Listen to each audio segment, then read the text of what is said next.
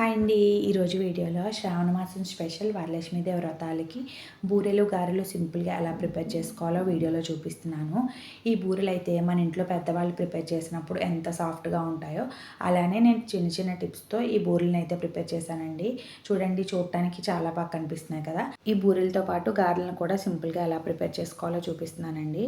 ముందుగా మీ అందరికీ చిన్న రిక్వెస్ట్ అండి, నా ఛానల్లో వీడియోస్ కొత్త వాళ్ళు ఎవరైనా ఫస్ట్ టైం చూస్తున్నట్లయితే ప్లీజ్ నా ఛానల్ని సబ్స్క్రైబ్ చేయడం అయితే అస్సలు మర్చిపోద్దండి. ఇప్పుడైతే ఈ గారెల్ని బూరెల్ని నేను ఎలా ప్రిపేర్ చేశానో చూపిస్తాను. ఫస్ట్ అయితే బూరెలకి పప్పు నానబెట్టుకుందామండి. బూరెల కోసం అయితే నేను ఒక కప్పు మినపప్పును తీసుకుని నానబెట్టుకుంటున్నాను. దాన్ని అయితే 1-2 సార్లు క్లీన్ చేసుకోవాలి.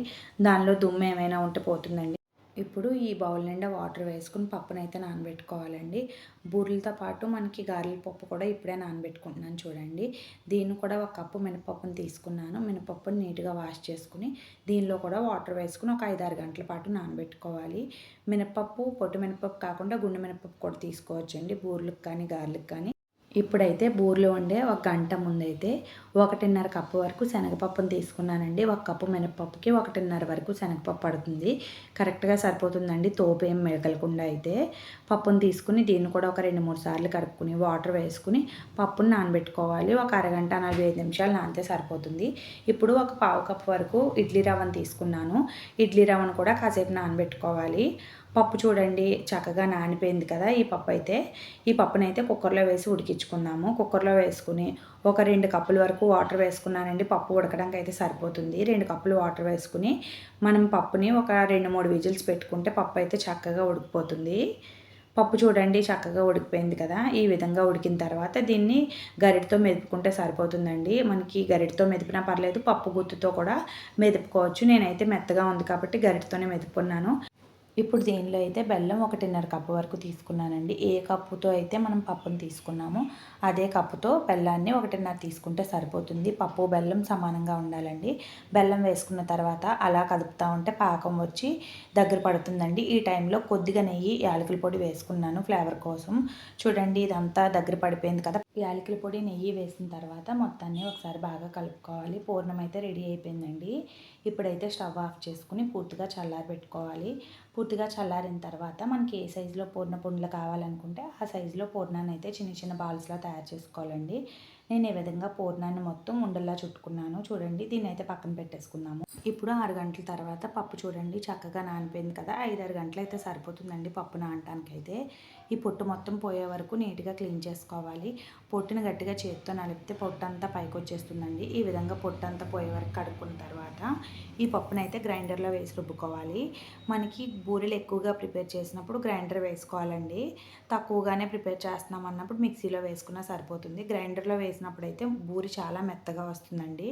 చూడండి, రుబ్బు అయితే ఈ విధంగా ఉంటే సరిపోతుంది. చాలా సాఫ్ట్గా ఉండాలి, పొలుకులేం లేకుండా. మధ్య మధ్యలో నీళ్లు చల్లుకుంటా పప్పునైతే రుబ్బుకోవాలండి ఎప్పుడు కూడా. ఈ బూరెల పిండిని మొత్తాన్ని ఒక బౌల్లోకి తీసుకున్నాను. ఇప్పుడు ఇడ్లీ రవ్వ నానబెట్టుకున్నాం కదండి, ఇడ్లీ రవ్వను వేసుకున్నానండి. 1 కప్పు వరకు బియ్యం పిండిని వేసుకున్నాను. స్వీట్కి సరిపడా కొద్దిగా బెల్లాన్ని వేసుకున్నాను, ఒక 2-3 స్పూన్లు. సరిపడా సాల్ట్ వేసుకుని కొద్దిగా వాటర్ వేసుకుంటా బూరెల తోపుపిండిని అయితే బాగా కలుపుకోవాలి. బూరెల పిండి ఎప్పుడూ కూడా మరీ పలుచగా ఉండకూడదు, అలాగని మరీ గట్టిగా కూడా ఉండకూడదండి. బూరెల తోపుపిండి అయితే ఈ విధంగా ఉంటే సరిపోతుందండి. మరీ పలుచగా కాకుండా అలాగని తిక్కగా కాకుండా. ఇప్పుడు స్టవ్ ఆన్ చేసుకుని ఒక ప్యాన్ పెట్టుకుని డీప్ ఫ్రైకి సరిపడా ఆయిల్ వేసుకుని ఆయిల్ కొద్దిగా హీట్ అయిన తర్వాత బూరెలను అయితే ఒక్కొక్కటిగా వేసుకోవాలి. మరీ ఎక్కువ బూరెలు వేసుకోకూడదండి. పెనంలో ఎన్ని అయితే పడతాయో అన్ని బూరెలు వేసుకుంటే సరిపోతుంది. మరీ ఎక్కువగా బూరెలు వేసుకోవడం వల్ల ఒకదానికి ఒకటి అంటుకుపోయి పూర్ణం బయటకు వచ్చేస్తుందండి. కదిపినప్పుడైతే స్లోగా గరిటతో ఒకవైపు ఫ్రై అయిన తర్వాత రెండో వైపు కూడా టర్న్ చేసుకోవాలి. ఈ విధంగా బూరెలు వేసుకుని అయితే ఫ్రై చేసుకోవాలండి. బూరెలు అయితే మనకి కొద్దిగా కలర్ గోల్డెన్ బ్రౌన్ కలర్ వచ్చే వరకు ఫ్రై చేసుకోవాలి. చూడండి, కలర్ అయితే చక్కగా ఫ్రై అయిపోయినాయి కదా, మంచి కలర్ వచ్చింది. ఈ కలర్ వచ్చిన తర్వాత మనం బూరెలను అయితే తీసుకోవాలండి. ఈ విధంగా బూరెలను అయితే అన్నిటినీ వేసుకోవాలి. చూడండి, బూరెలు అయితే చాలా బాగున్నాయి కదా చూడటానికి. చాలా మెత్తగా వేడిగా ఉన్నప్పుడు తింటే క్రిస్పీగా చాలా బాగుంటాయి లోపల పూర్ణంతో. ఈ విధంగా రెండో వాయి కూడా బూరెలు వేసుకుని ఇలానే ఫ్రై చేసుకున్నానండి. ఇలాగే సింపుల్గా బూరెలను అయితే ప్రిపేర్ చేసుకోవచ్చు. టేస్ట్ అయితే చాలా బాగుంటాయి. చాలామంది బూరెలు ప్రిపేర్ చేయాలంటే చాలా పెద్ద పనిగా ఫీల్ అవుతారండి. అలా ఏముండదండి. నేను చెప్పిన కొలతలతో ఈ బూరెలని ఈసారి ఇలా ప్రిపేర్ చేయండి. ఈ వరలక్ష్మీదేవి వ్రతానికి పనేం లేకుండా సింపుల్‌గానే అయిపోతాయి. ఇంకా బూరెలైతే చూడండి ఎంత మెత్తగా వచ్చాయో చూస్తుంటేనే మీకు అర్థమైపోద్ది. గ్రైండర్‌లో వేసినప్పుడు ఎప్పుడు కూడా బూరెలు చాలా మెత్తగా వస్తాయి. ఈ బూరెలకి పై లేయర్ చూడండి ఎంత పలుచగా ఉందో. నేను చెప్పిన కొలతలతో ఈ బూరెలనైతే ఒక్కసారి ప్రిపేర్ చేయండి. చాలా రుచిగా తయారు చేసుకోవచ్చు. ఇప్పుడైతే గారెలని ఎలా ప్రిపేర్ చేశానో చూపిస్తానండి. గారెలకి పప్పు నానబెట్టుకోవడానికైతే ఒక బౌల్ తీసుకుని దానిలో ఒక కప్పు వరకు పొట్టు మినపప్పు తీసుకున్నానండి. దీన్ని కూడా 1కి 2 సార్లు క్లీన్ చేసుకుని వాటర్ వేసుకుని ఒక 4-5 గంటల పాటు నానబెట్టుకోవాలి.